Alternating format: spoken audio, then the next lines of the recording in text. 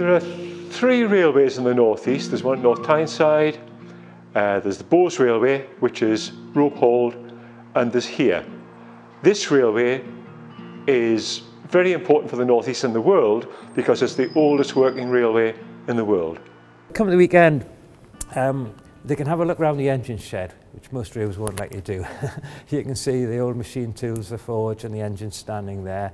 You can have a look around the yard. But we want them to have a ride on the train. The trains run every Sunday and several other days of the year. And you'll find there's a small engine. It's going up a steeply graded line with lots of curves, makes plenty of noise. And you ride in a Victorian carriage. The landscape is not what you expect. It's woodland, good views. I mean, to be only 8 miles from Newcastle, you don't expect to be out in pretty scenery like this. Every Sunday throughout the year, we're one of the few railways that actually operate right through the year. We quite like it. It's quiet. We make a loss.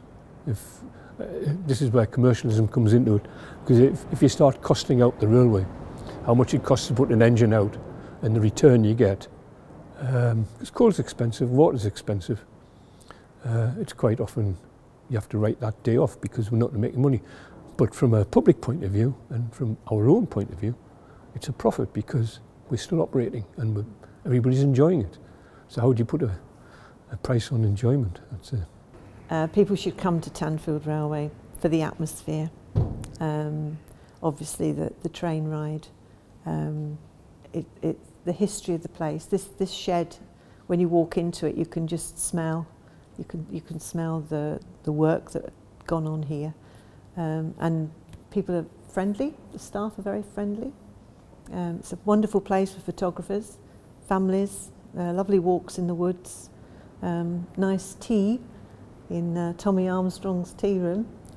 So there's lots to do, and it's a way of being outside with your family. A round trip on the train, you can have a cup of tea and a pie or something. You can go for good walks in the cosy woods.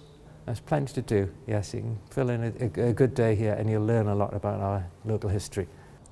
It's amazing how many people within 5 mile radius of here don't know we exist. But there's people from Germany, Australia, everywhere come and they know about us. Yet 5 miles away, people never, oh, didn't know this was here. Drive past the road every day, didn't know anything was down here.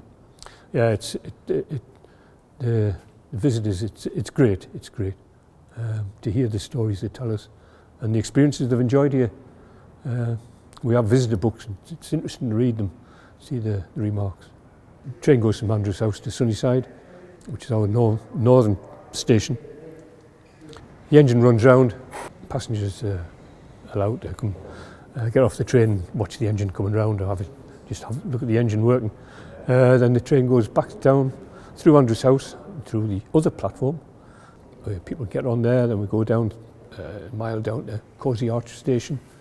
You can get off and go for a walk, break your journey around the Causey Valley. Then the train keeps on going down to East Tanfield, where at the bottom end of the line, where there's a cafe and stuff to see.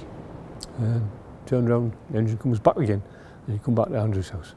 Never been on the train here before, and the little one is absolutely fanatical about trains, so I thought it would be good to bring him up here because he lives in Stratford-upon-Avon. So it's quite a trek for them to come up here today. One of the things that we have in the northeast that everybody says, I've always got to go, but never do. I think everybody should try it. I just been from London, so like I've been a Londoner, and I want to find somewhere that is like more exotic and like maybe British-like. And what brings me here is that like the Tanfield Railway like at the first, and I love like how just like the steam railway is just like coming from in here, because like I just want to like enjoy here, just like maybe an hour and get hop on a train and just like go back and forth. Yeah.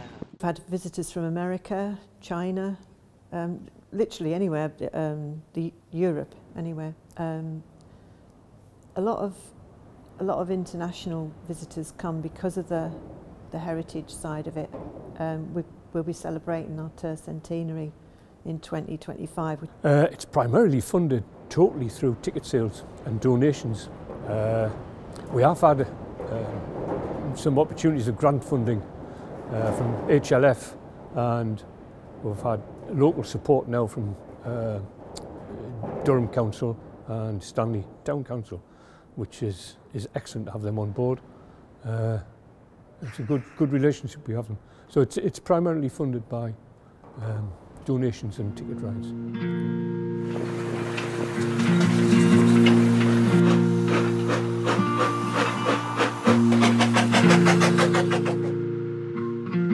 It's our heritage that needs to be preserved. Yeah. And without support, we need public support. We need people to come and visit us and have a good day and experience life in the original engine shed.